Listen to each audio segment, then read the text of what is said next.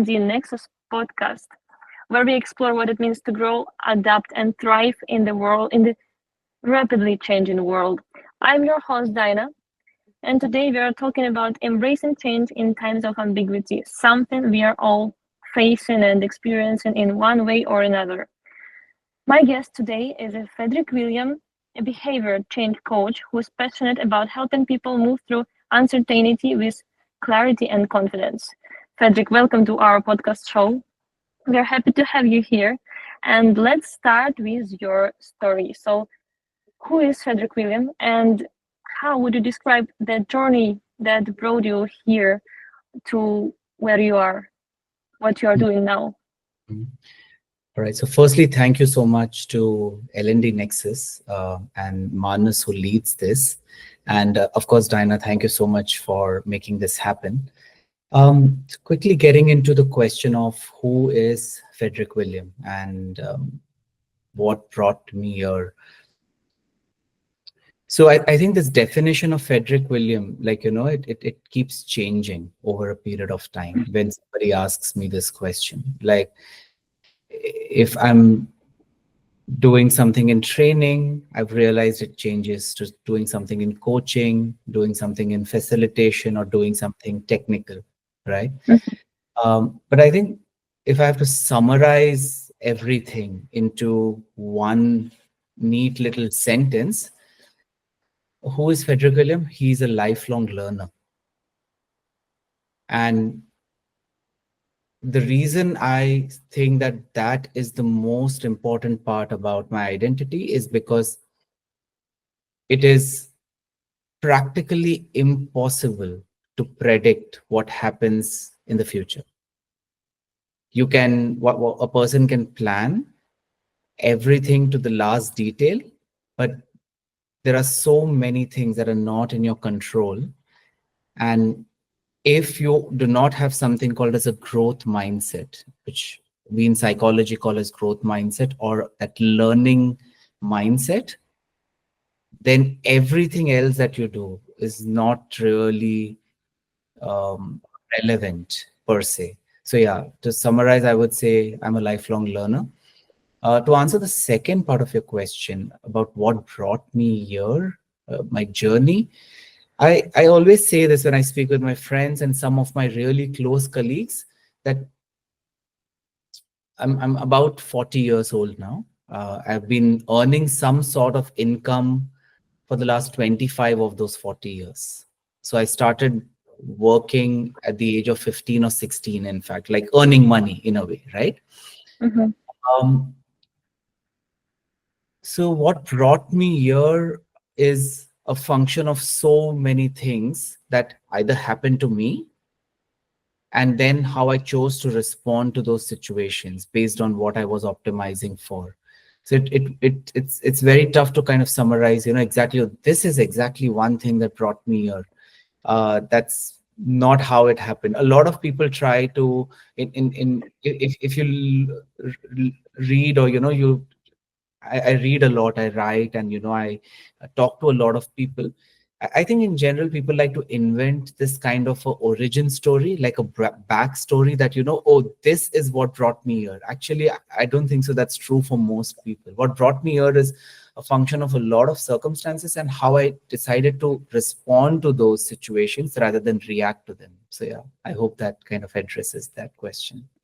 Yes, this is clear answer to the question I asked you. And also, I would like to make it more clear for our listeners.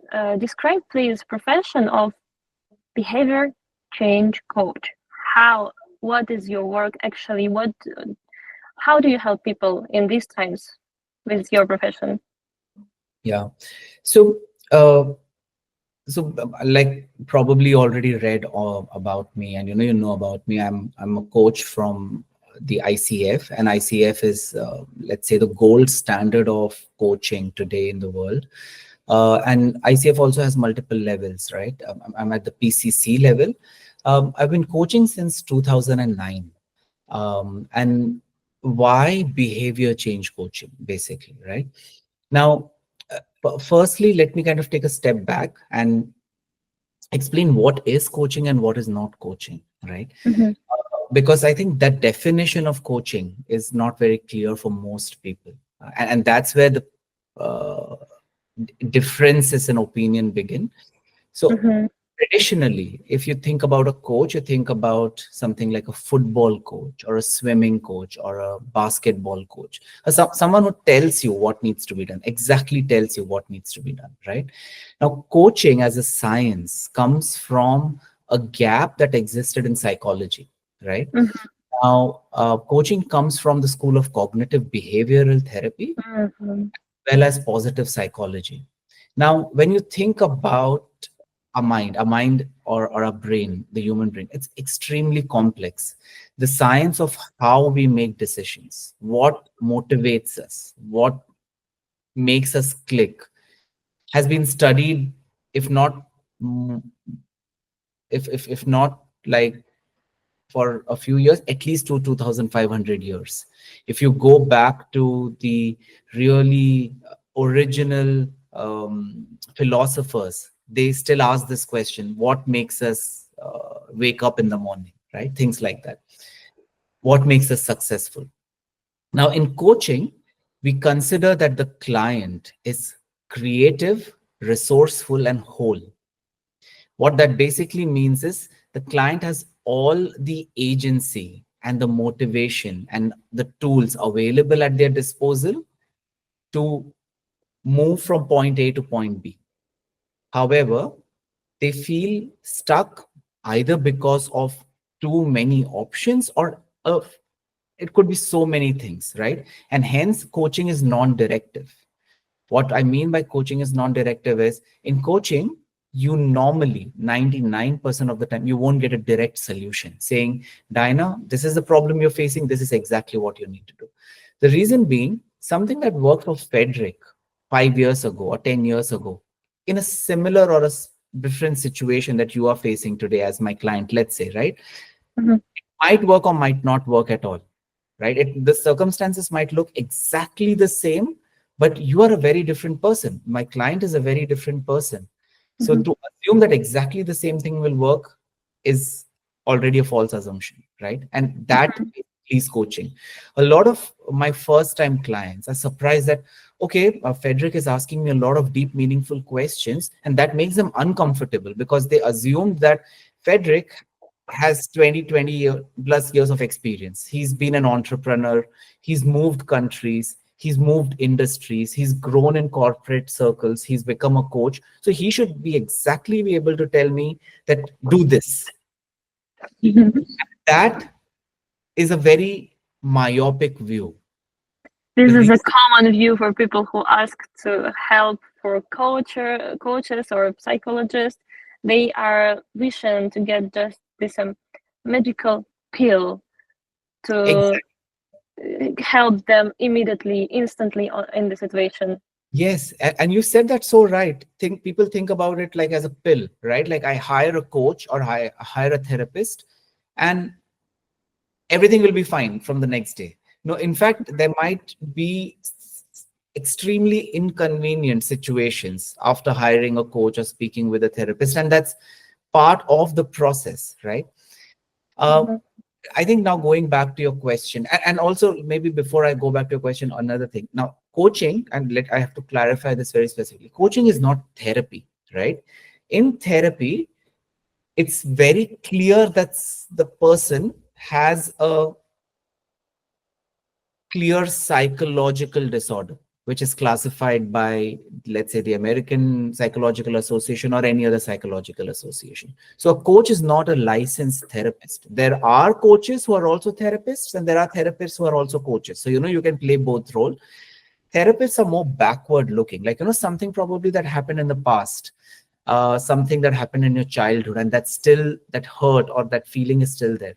A Mhm. coach 90% of the time is forward looking, trying to move the client in their own way forward and not going backward, right? Whereas a lot of the science that coaching and therapy has is exactly the same, a lot of it, but a coach is Mhm. not.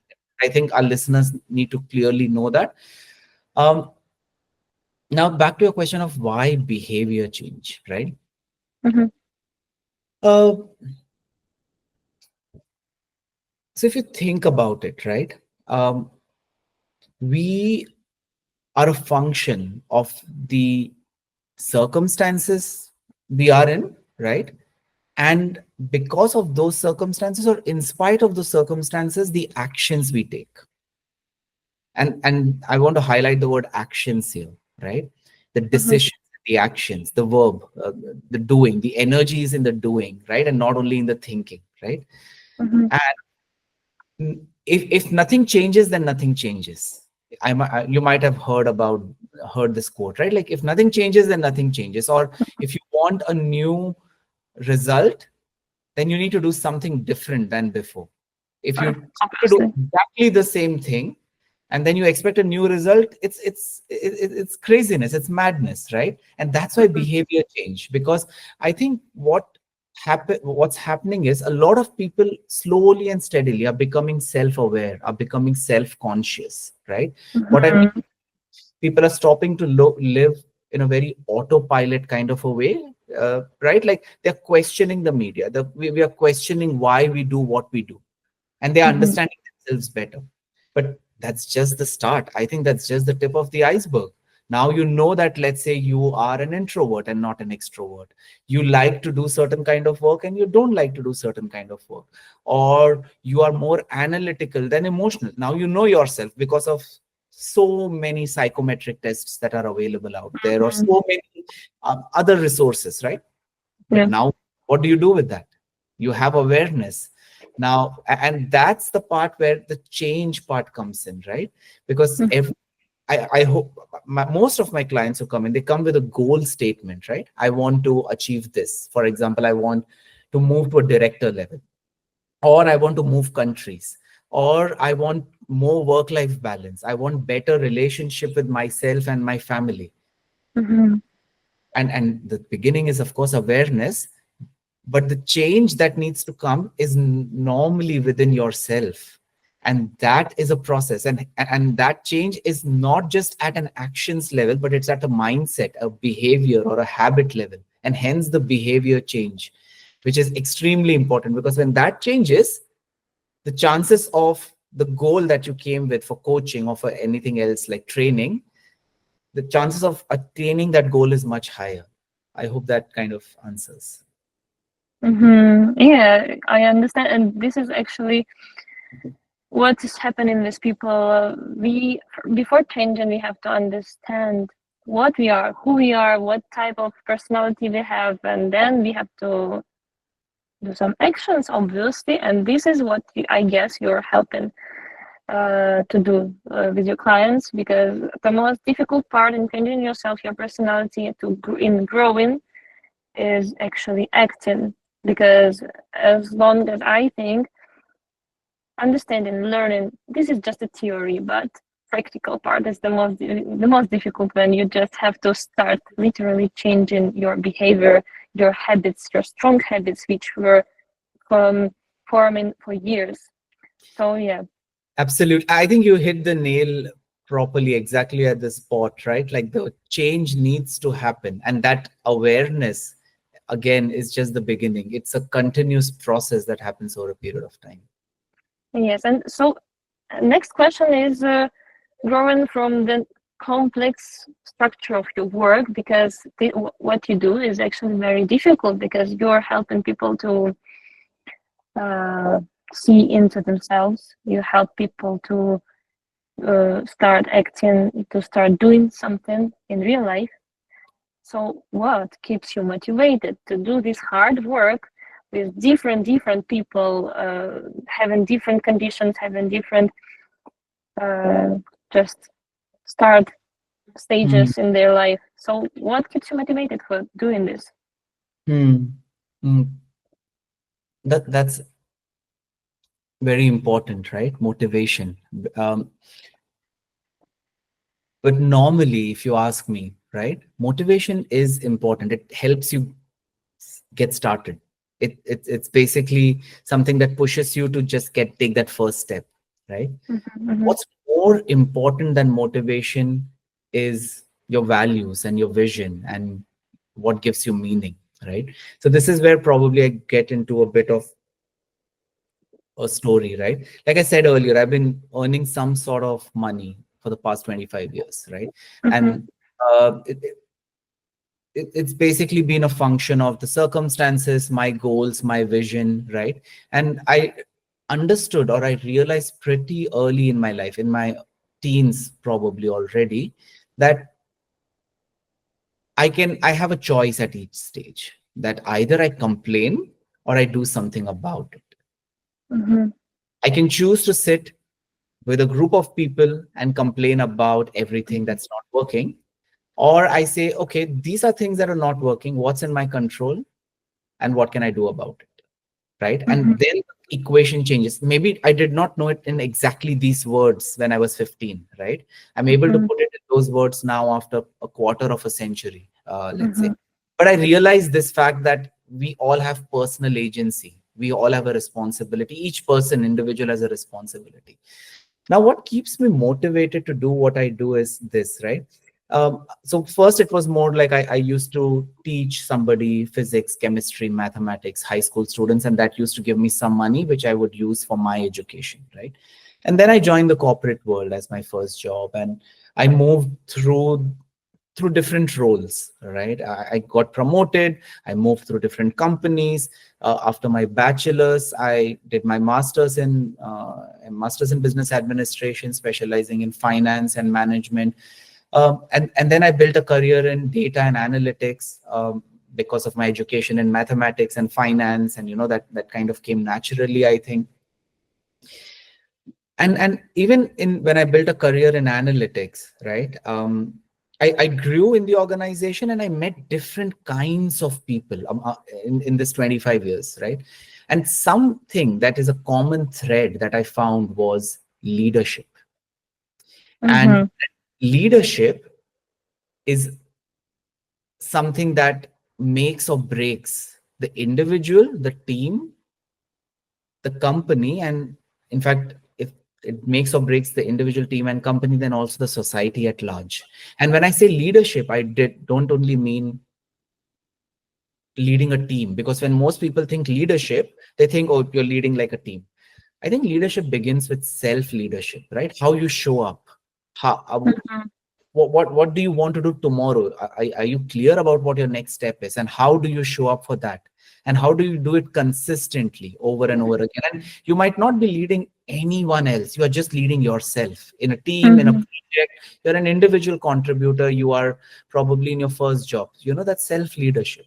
And then Mm-hmm. comes the team leadership, which is more than a title, I think, because it doesn't really mean that you're the best at everything you do, or you're the best at every skill set. You don't have to be. However, it means that your communication skills are very strong, your listening skills are very strong, your emotional intelligence is very strong, and you're able to take inputs from multiple sources, stakeholders, your team, the environment, what's happening outside, what's happening inside, and be able to make the right decision, again, consistently, right? Consistency is the key. And then there are a lot of people who don't like the team leadership responsibility, where you need to listen to people, you need to think about their performance, think about their next step in their career. You don't want to do that. You're more technical, or you just want to be an individual not just, I don't want to say just, you want to be an individual contributor. However, you want to take care of bigger projects. So then comes the project leadership, right? You are a Mm-hmm. leader, but of a project, where you are able to get actions done from people even without classical leadership responsibilities, right? Mm-hmm. And the reason I differentiate between these three types of leadership is this. In my career, I realized that myself, or my team, and my projects were successful when I worked with people who were very conscious leaders, who thought not only about something that needs to get delivered next week, which is of course important, right? Like your stakeholders want Mm-hmm. something get delivered next week, but they thought about beyond next week. They thought beyond the next quarter. They thought about the long term. Mm-hmm. They thought about how this 1 week work will be important for the future of the company or the project. Exactly. And then these kind of leaders that I realized was they were also very conscious about their own biases, about their own prejudices. They were very clear with their communication. And that doesn't mean, and they were kind, but normally kindness, people think when someone is kind, they're weak. In my observation, no, they were not. They were some of the strongest and most assertive people that I've ever worked with, but they were very kind, right?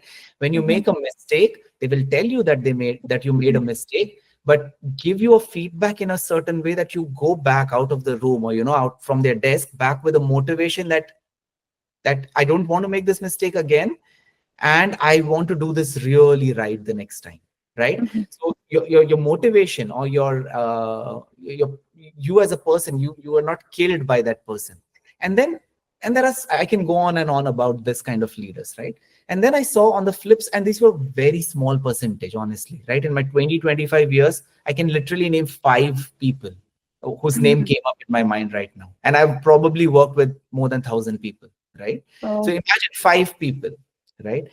Now, what happened to the other 995 people? Were they bad leaders or unconscious people? No, I don't think so. I just think that nobody really, they did not meet the right kind of people, right? And because of which they never developed as the right kind of leaders who think, who can do more good than harm. And let me not also kind of say that these 5 people were like the perfect people. No, no, no. In my experience, they also made a lot of mistakes, but they were very conscious that when I made the mistake, they accept that, okay, I made a mistake, and then correct it.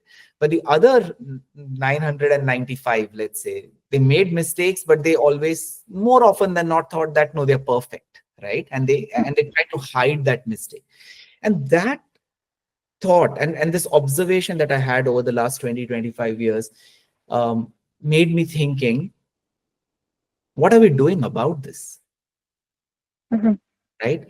And yes, some people get some kind of training, some kind of mentorship only after you reach a certain level, right? Like if you reach like an executive level or a head level, or a leadership position, then you get some kind of a leadership training. But who's tracking it? Nobody. What's the cost of bad leadership? Nobody's tracking it as a metric, right? And then it came to me in the exact same way, right? I can either keep complaining about this, the same thing that I said at the beginning of this. I can keep complaining that, oh, most people are bad people, or most people are unconscious people, or I can do something about this, right? And that's basically that basically made me take the step into making myself better at this, learning coaching more deeply, learning psychology more deeply, reading books about decision making, about psychology, about human behavior, about why people do what they do, right? And I said, okay, maybe as of now, I cannot change the entire world, but by coaching, or by training, or by facilitating, or by having these conversations, and whoever listens to these podcasts, even if it is one person whose life gets changed one at a time, it basically means there is an impact. And I think in a way, the L&D Nexus group, or the team, is a group of, or a team of such people, right, who have had more or less similar or same experiences, and they said, let's do something about it. And that basically keeps me motivated and disciplined, because so like I said earlier as well, motivation is very temporary. It's basically like how I open a new Coke bottle, and you get that fizz. That's motivation. But discipline is in the habit, in showing up even when things are going right, and especially when things are not going right. And more often than not, things are not going right. So motivation is my 5%, I would say, but keeping that discipline is my rest of the 95%, which makes me, okay, wake up, Fedrick. I know it's tough to wake up at 5:30 a.m., but wake up. All right, Fedrick, sleep at 10:30, because only if you sleep at 10:30, can you wake up at 5:30? Those kind of conversations that I have with myself for the larger purpose that I have in my life.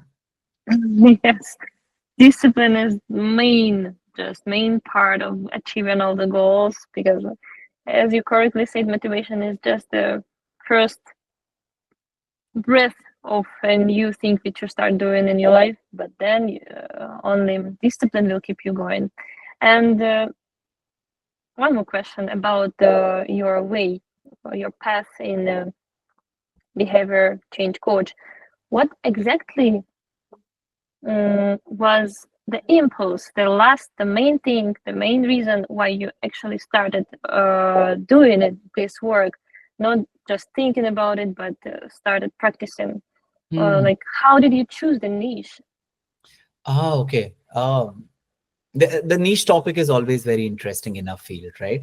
Because Mm-hmm. when you train, or when you normally get certified as a trainer or a mentor, not for a mentor, but definitely a trainer, a facilitator, and a coach, you learn the skill set, right? You learn the science, and the science can then be applied to so many use cases, right? Yes.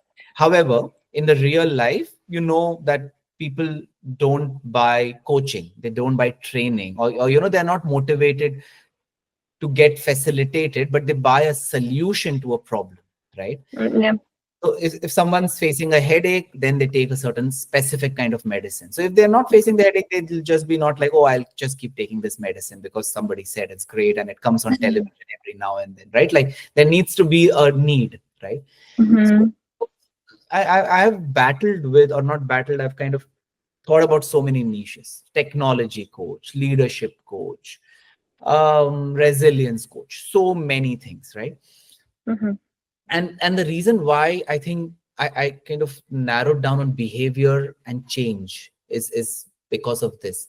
So this takes me, I meditate a lot and I journal a lot. I've been journaling ever since my teens, I think. And Mm-hmm. there are times when I go back, like especially during the end of the year, when I go back home to India, I still have all of those journals hidden really deep somewhere, so that I go Wow. back and read them. And I'm like, oh, this is what I thought as a 21-year-old. These were my dreams and aspirations. And I've achieved a few of them and did not achieve a few of them, which is fine. But some of them I've really overachieved, and I never thought I would be here, right? At the age of 39. I never really knew at 39 this is exactly what I would be doing. No, not really, right? But why this behavior change? One common thread that I saw is that we as humans, we don't like change. We like Stable permanent, world.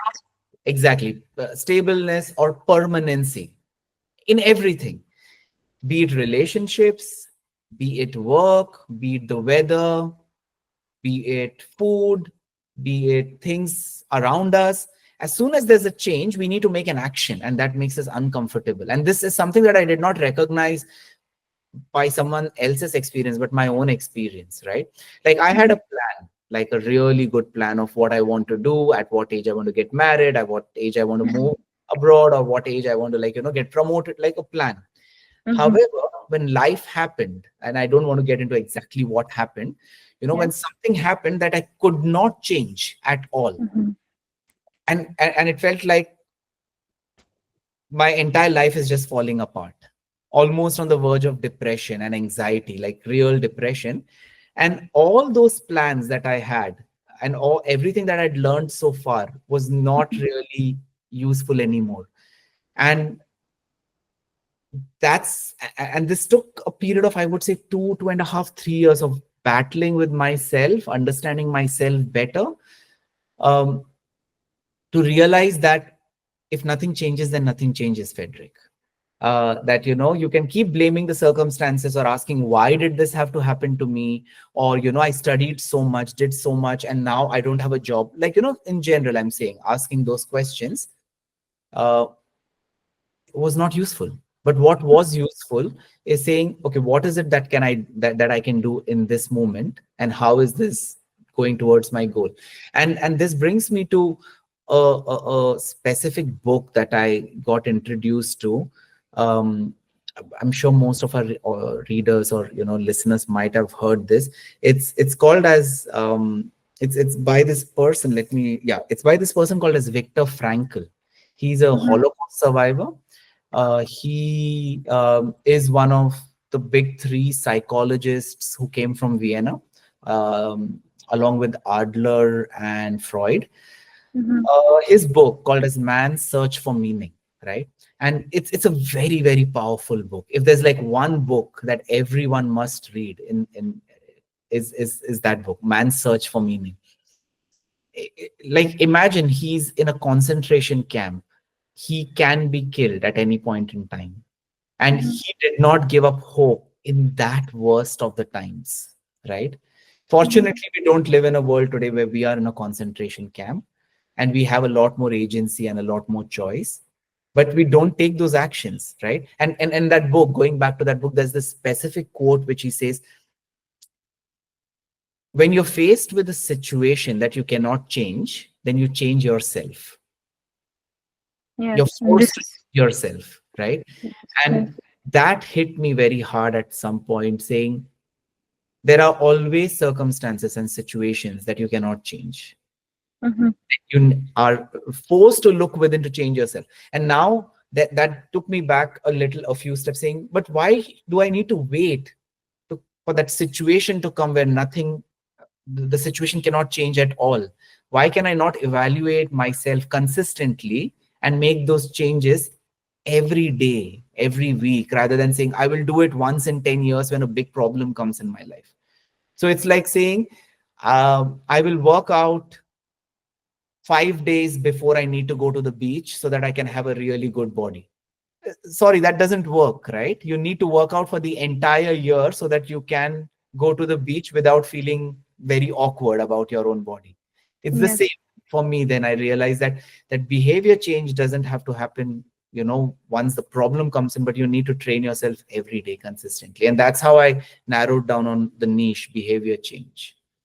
yes, and this is probably the motto of this field and this niche. Like it's better to prevent the situation than to solve it on the spot. And it's like same with medicines. To be honest, it's always better to prevent the disease than to treat it. Exactly. Absolutely. And in terms of situation, there is no way to prevent a situation normally, right? Because Yeah, like you said true. earlier, there's so many things that are changing. How do you keep getting worried about things that are out of your control? That there is no point. Yes, But if you're able to prepare to the situation. exactly. Yeah, that's true. So I used the wrong word, not to prevent the situation, but to prepare for the situation Yes, in advance. that absolutely, yeah. You said that Mm-hmm. right. Yes, and tell me also, like you are doing very complex work, we understood, and what are the tools which you use with your clients to teach them to adapt to the changing world? Um, You're right. When you say complex work, that there was a time when I used to feel that this is extremely complex work. And the more I learn about the human brain, the human Mm-hmm. psyche, I feel that I know even lesser. The So most undiscovered thing in the world. I'm sorry. The human brain is the Yeah, most mysterious, like mystery of the world, actually, because yeah, it's very difficult yeah, to learn. yeah. So, but there are some basic things that we know, and we know it not, of course, by observation, but by real science. And what I mean by science is something that is observed across the world by multiple researchers, and it's peer reviewed, and then there is data and science behind it, right? Yeah. So it's complex. However, it's a lifelong journey, and hence I said I'm a lifelong learner. It's very important. Yes. And now, what kind of tools do I use? I think that coaching is just one tool, honestly, right? That's why I just don't say, okay, I'm a coach, because coaching is just one tool to Mm-hmm. help create that change. There are so many different tools, but something that I use very consistently is a framework called as know your strengths and know your self-sabotaging patterns, Mm-hmm. right? And so I really like Dr. Martin Seligman's work on positive psychology. So positive psychology as a school, this began in the 1990s. to give you some kind of a background, or give our viewers some kind of a background about this. So up until the 1990s, when do you go to a psychologist or a psychotherapist? When you are anxious, or you have some really bad mental disorder, right? Yeah. And most of the work of psychology looked at curative issues where you need a cure, whereas a lot of psychological stress and disorders are actually preventive. If you take the right actions at the right time, you create the right circumstances and the environment for you, you can avoid, or you can prevent becoming depressed. You can prevent being stressed. You can prevent going into burnout. You can prevent getting sleepless nights, for example, right? Yeah. This came out because of Martin Seligman's work on positive psychology. And something that stood out for me there was where when he says that depression and anxiety are not, or more often than not, a disease of the past. It's a disease of the future, where you don't see a hopeful future. If your future it feels is hopeless, then the chances that you get anxious or depressed about it is a lot more than saying, let's say you had a very bad experience in your childhood. You might still be anxious and depressed about it, but you might have overcome it, in a certain way, right? So Mm-hmm. psychology has a specific tool called as VIA, character strengths. What VIA is called as values in action. And that tool, basically, you can take this test free of cost right after this if you would like to. It tells you what are your strengths. It tells you what are your top 5 strengths, and then you also have a few more strengths underneath it, right? And it doesn't put you in a box. Like, there are a lot of psychometric tools which says that, okay, Diana is an introvert, or Mm-hmm. Diana is open, right? There, Okay. there, there are they are also graded. It's not black and white. It's not like yes Not and no. black and white. Okay. But in this, it tells you what your strengths are. And now, once you know your strengths, you know what comes to you naturally, right? Mm-hmm. For example, if you are always, let's say, a lifelong learner like me, Mm-hmm. which is one of my strengths, it comes naturally to me, then I should play on that, right? Yeah. Rather than on something which is not my top strength. Let's Mm-hmm. imagine that doing work with my hands where I'm building something is not one of my top strengths. I would not want to do it, right? Yeah. So that's one tool that I use with my clients so that they get to know themselves. And then Mm-hmm. the point of, you have your strengths, but we all have some or the other patterns that sabotage us or go against us, right? And coincidentally, this also comes from a school, or from a book which is called as positive intelligence. So the first one is positive psychology, and this one is positive intelligence. This is a more Mm-hmm. recent development. um, so in this one, once you take that test, it's also a psychometric test. You get to understand what are your self sabotages. So when one of the self sabotage that all of us have is called the judge, where we all judge ourselves and judge others consistently. There's always a voice in our head which is either judging ourselves Mm-hmm. positively, negatively, or judging others positively, negatively, right? Yeah. And then there are other self-sabotaging patterns.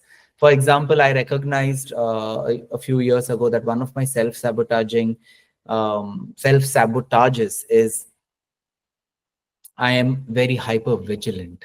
So what that basically means is, before taking any action, I want to make sure that it's 99% accurate, right? Okay. Or a hyperachiever. For example, I have done enough for the day, but I still won't feel satisfied at the end of the day that, I've done enough, and my mind will still keep thinking, oh, I still should be doing this, or, I still should be doing this today. And that would not let me rest for the day. And then Yeah. what happens? My brain gets overworked and it burns out, right?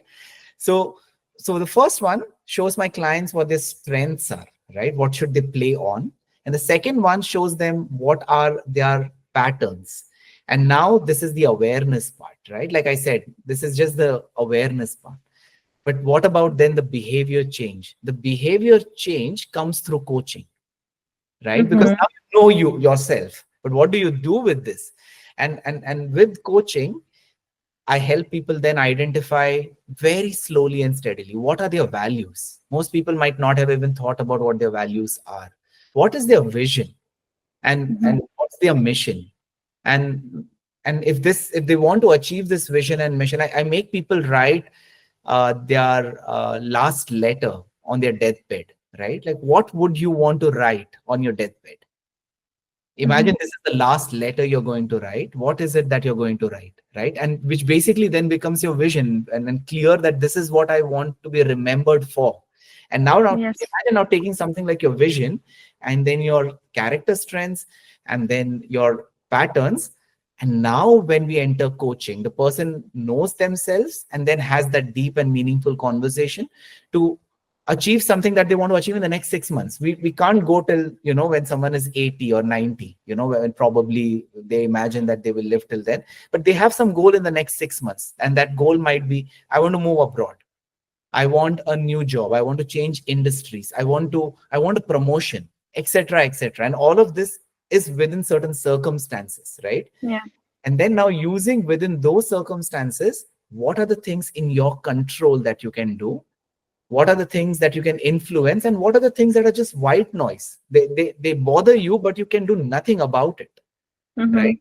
So that then makes it really complete. And these are but some of the tools that I use normally, right? Depending on the situation and the client, there are some other tools that come in as well. But these are the tools that I go to normally.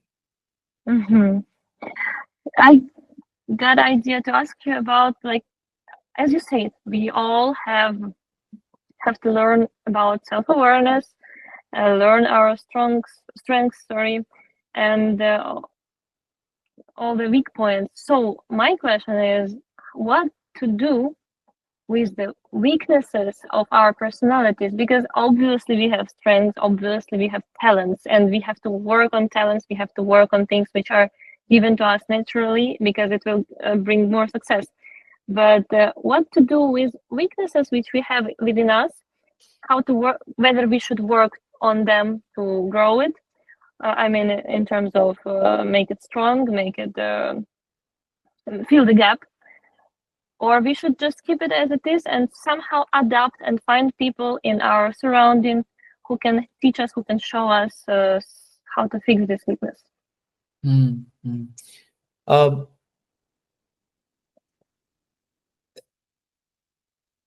Just give us a tip what to do with the weakness within us. This is a good question, and I normally take a few seconds to think about something, right, before I answer them.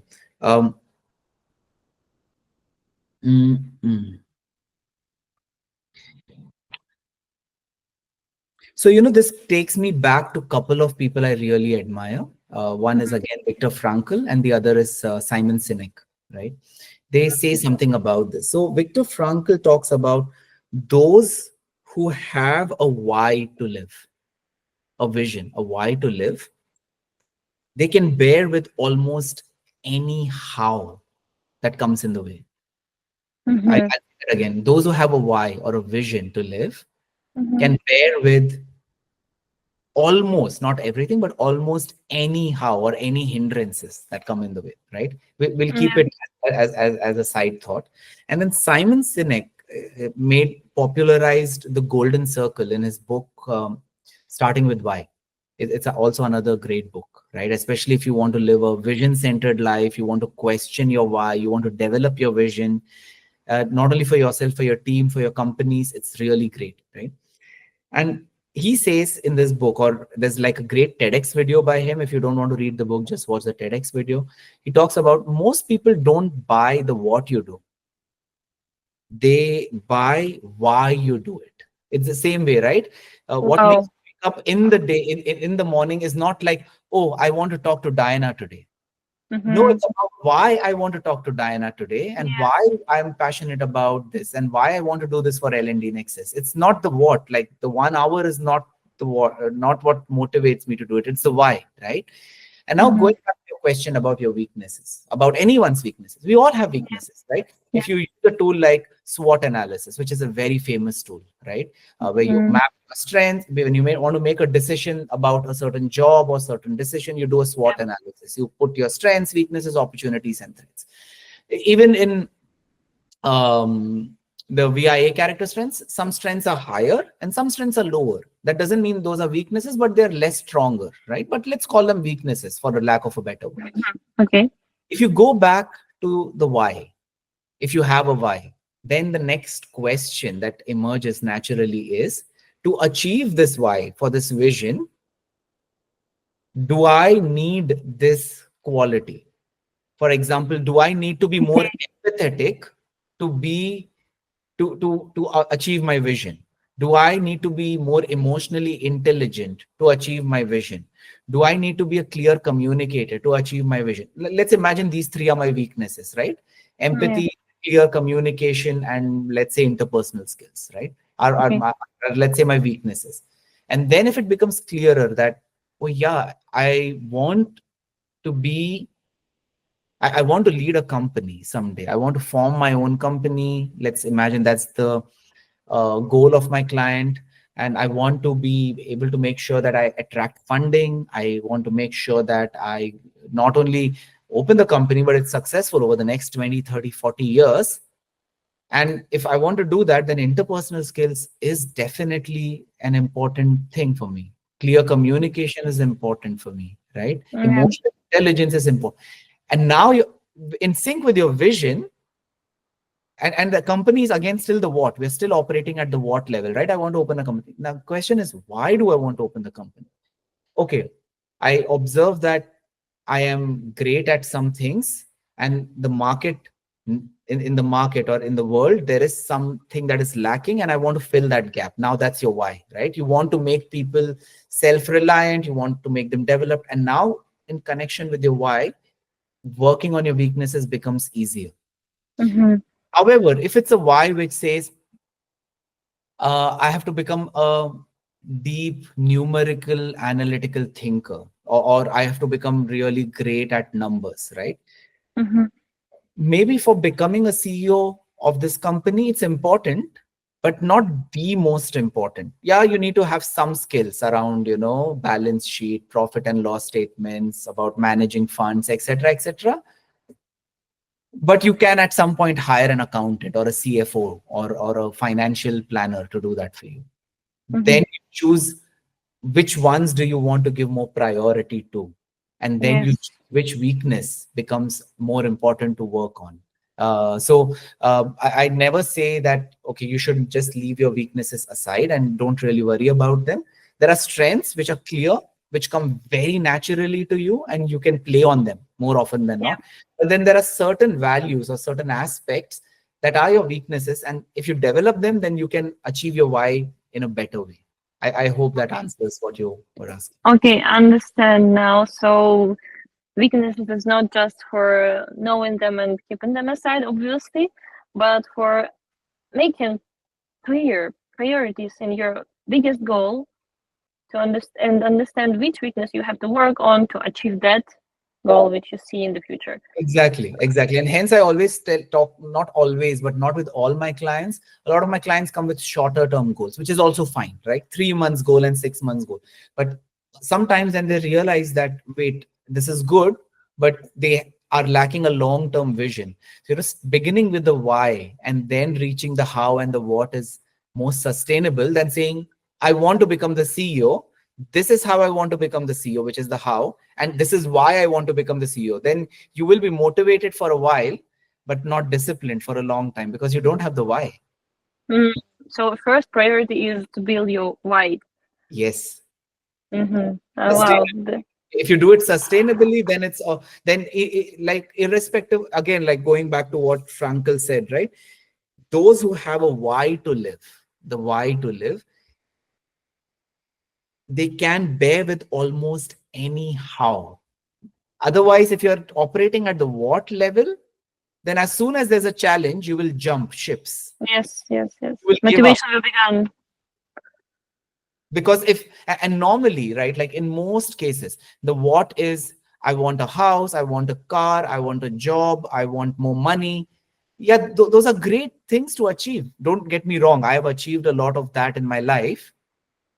But when I focused on the why, the what normally happens as an outcome on its own, as a side effect, and I would not have understood this when I was in my early 20s. A lot of great leaders who I met and people who I read and I watched told me this, but I did not have exactly the enough experience for this. But now with coaching science and my own experience, my conviction is very high in this, that the why is the strongest to work on first.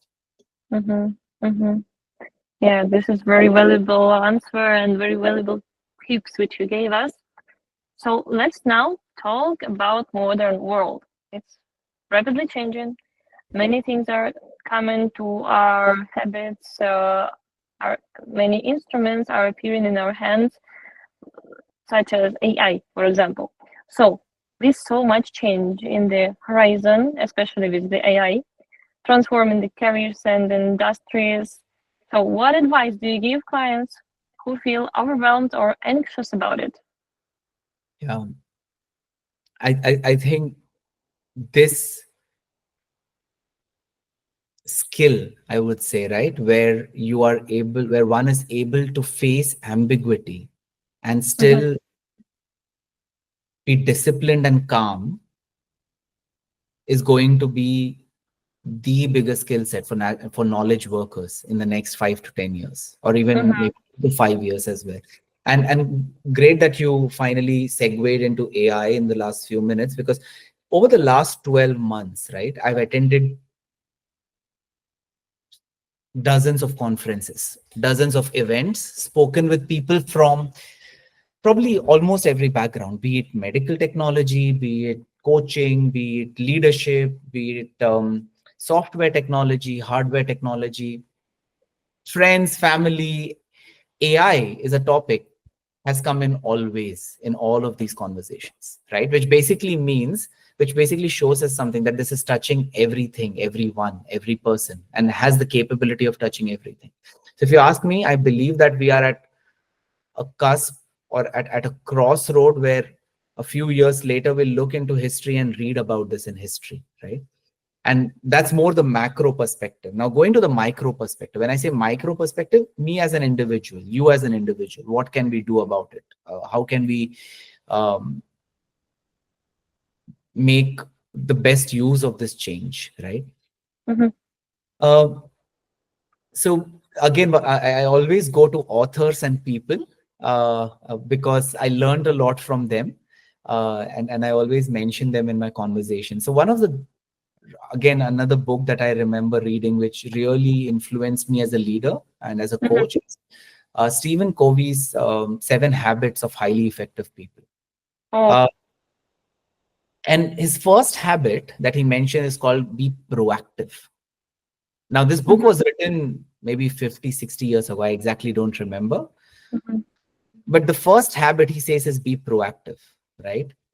And like, again, it's going to habits, behavior, Mm-hmm. discipline, right? Consistently, the theme is always behavior, discipline, Yeah.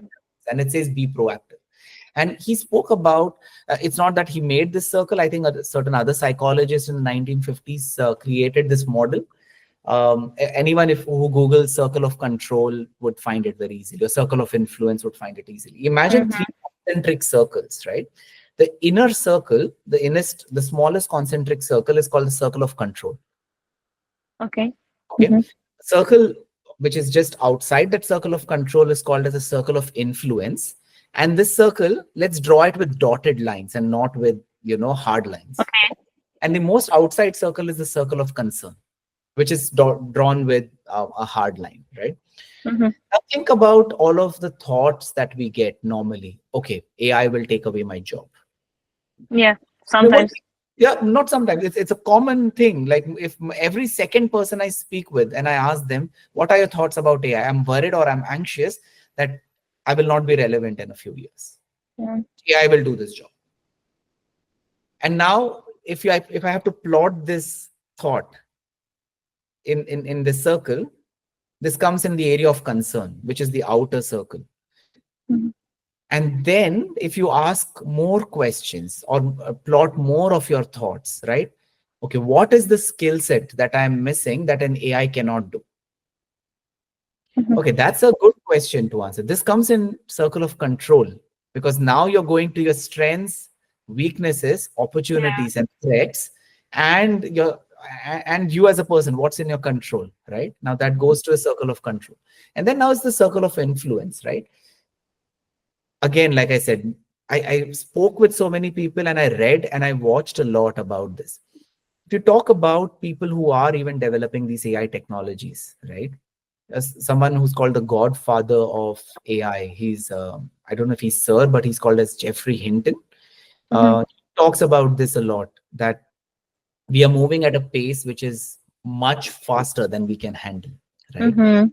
And he and his he's basically one of those people who is the pioneers of general artificial neural networks. Basically the way our brain works, it's called neural networks, right? And Mhm. that's Yeah. biological neural network, and the mathematical models and the computer science models he made is called as artificial neural networks, which exactly works as the brain works, but we don't know exactly how the brain works. And the same way, we exactly don't know how things inside the artificial neural network works. And hence, we do not really clearly know how these LLMs and how these AI models exactly work inside.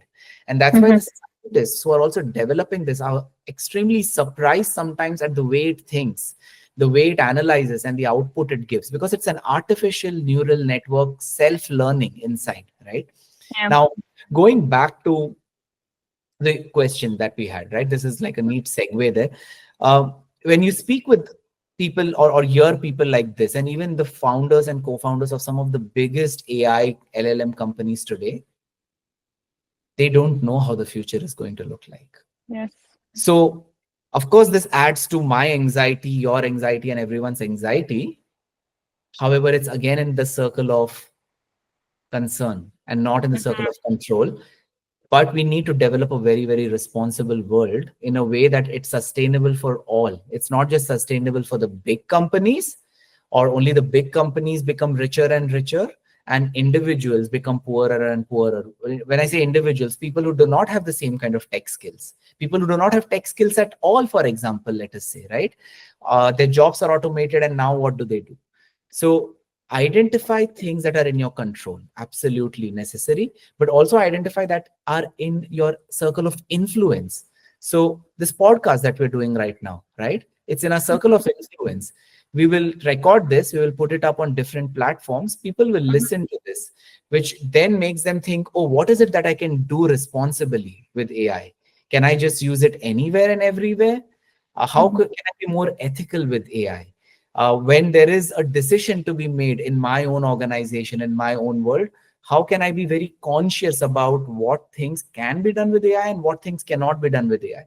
Just don't do something with AI because it's easy, but also think Mhm. about effectiveness in the longer run. These are very, very complex decisions at a macro level, but also at a micro level. We all will need to make these decisions. And to be able to make those decisions, again comes back to the circle of control, right? Mhm. Educate yourself, Yeah. be a lifelong learner. If you don't if you're one of those people who do not have a love of learning, this is your weakness. It's a great time to cultivate love of learning, to read, to speak with people, to get out of your comfort zone. Because if you don't do it, then there is a risk that you become redundant, and then you cannot blame the environment or the technology, right? But also going back, there is a huge responsibility on the entire ecosystem, and we cannot really control all of that right now. But definitely, as an individual, being able to discern what are your strengths, what are your areas of improvements, what are your patterns, right? And then figuring out things that, again, coming back to circle of control and things, figuring out what are the things in your circle of control and doing that consistently will Mhm. definitely work as a positive effect rather than a negative effect. Yeah. This is really great answer. Very clear and detailed. So thank you, Fedrick, for this amazing conversation. Thank you for sharing your practical wisdom and experience. And your work actually is a reminder for us that whatever happening in the world, whatever changes we have around us, our future is shaped not by the way the changes themselves, but by the way we respond to these changes. Absolutely. So thank you for this insight. And to our listeners, if this episode responded to you, make sure to follow, share, rate, and we will be waiting for you again here on our L&D Nexus podcast.